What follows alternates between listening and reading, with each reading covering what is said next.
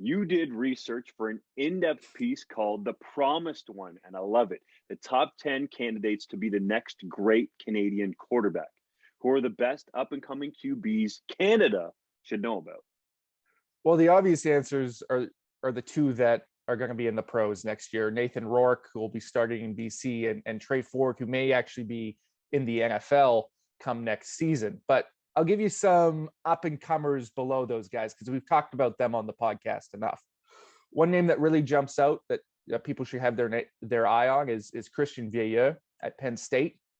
Kid out of Ottawa. He was the first Canadian ever to be a finalist in the Elite 11 quarterback competition. That's the camp that Trent Dilfer runs down in the States for all the top quarterbacks, and they can beat for who is the top QB recruit in the nation. Christian Vieja was one of those 11 finalists. So one of the top quarterbacks in the nation. Now he's at Penn State. Last season, he was a redshirt freshman, got into 2 games, and then actually came in and led his team to a victory over Rutgers. He threw, I think, 4 touchdown passes, no picks, 235 yards, and a big time win coming in off the bench.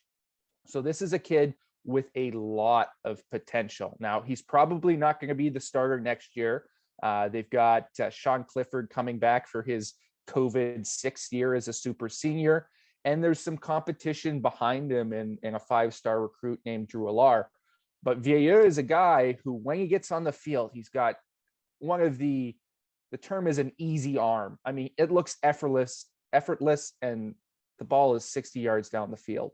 He is so strong and so mobile. He can do it all. So in the next couple of years, you're going to hear Christian Vieja's name as a starting quarterback for whether it's Penn State or another D1 program.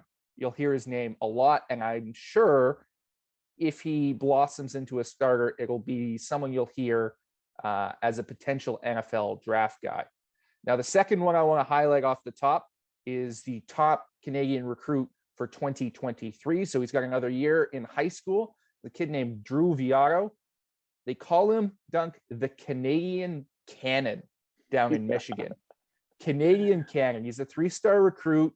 He's 6'3", 6'4", 220 pounds, really polished looking passer. He's already committed to Eastern Michigan. He's got 7 other offers. I'm sure there'll be a couple other programs hoping to switch his commitment over the next year, but a really promising young quarterback who could probably start early in his college career once he finally gets to Eastern Michigan. 2 intriguing guys. The one for me that jumps out in this piece, because I've seen him in his run to a Vega Cup in his first season at Western University, was Evan Hillock.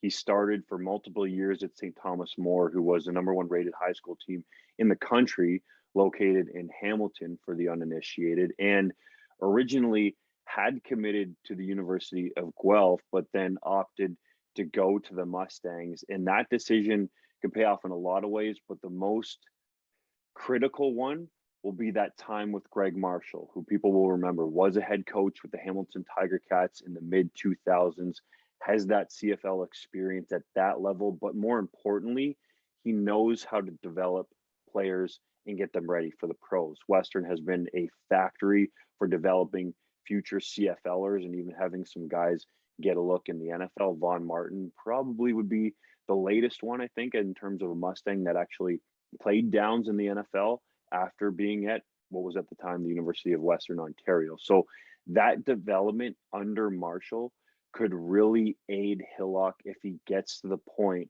where he's viewed by CFL or even potentially NFL scouts as a prospect. Now, it's very rare for a quarterback to come in his first year just out of high school and lead a Canadian university program to a Vega Cup. But it was clear during training camp that Hillock should have started from day one there. And the calm, cool, collected attitude that he brought to that huddle really helped the Mustangs, who lost, and I believe it was their first or second game of the year at Guelph. I saw it live, and there just wasn't any juice there. But when Hillock took over, I believe it was against Laurier, all the guys on the team, including 2022 CFL draft prospect and starting right tackle Zach Fry, will tell you there was a different energy when Hillock came into the huddle there. Now, he has a baseball background, can throw a heater, a fastball in and around, I believe it was 80 miles an hour, maybe even getting up close to touching 90. So that's the type of arm strength, pure arm strength that he has.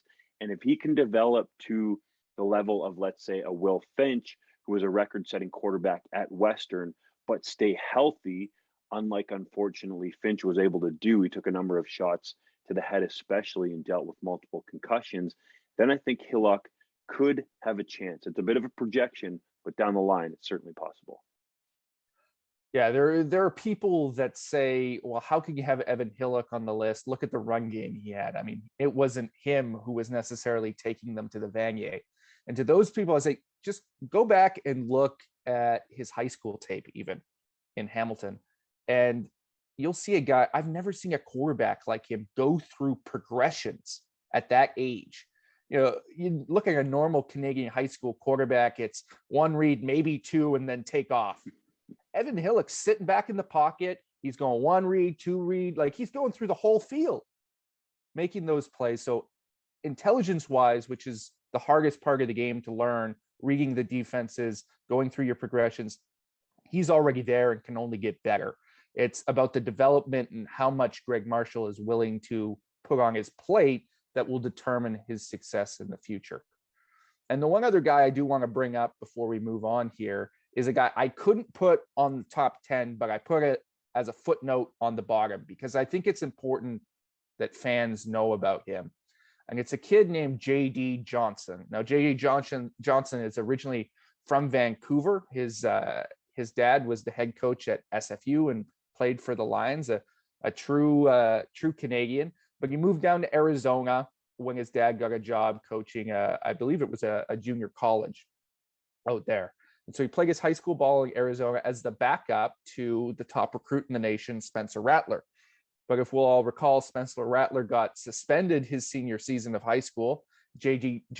Johnson came in, took over, became a three-star recruit, went to Michigan. There was a lot of buzz around him in the program. Unfortunately, he was diagnosed with a heart condition and was forced to retire 2 years ago. He's been an assistant coach, a student coach with the Wolverines, who went to the college football playoff last year, a valued part of that program. But in December, he announced that he's unretiring, that he's been given medical clearance. He's going to come back to the football field and transfer and trying to find a place to become a starting quarterback. And his potential, Dunk, is as high as any of the guys I've talked about.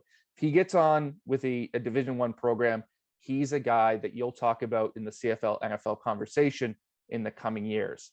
The only problem is that medical issues probably scared some teams off.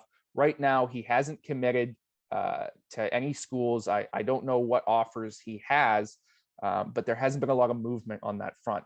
So he may end up going the JUCO route or having to transfer down to an FCS or even a D2 school to find a chance to get on the field and prove himself.